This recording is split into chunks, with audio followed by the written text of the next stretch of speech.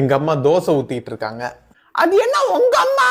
அம்மான்னு சொல்லு, எனக்கும் அவங்க அம்மா தான். ரீசார்ஜ் பண்ணணும்னு சொன்ன, பண்ணிட்டியா? இன்னும் பண்ணல.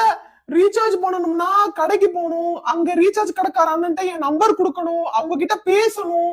லவ் பண்ண ஆரம்பிச்சாச்சுல, இனிமேல் நான் பேசுற ஒரே பையன் நீயா தான் இருக்கணும். அதான் பண்ணல. நீ பண்ணி விட எனக்கு ரீசார்ஜ் 1 வருஷத்துக்கு.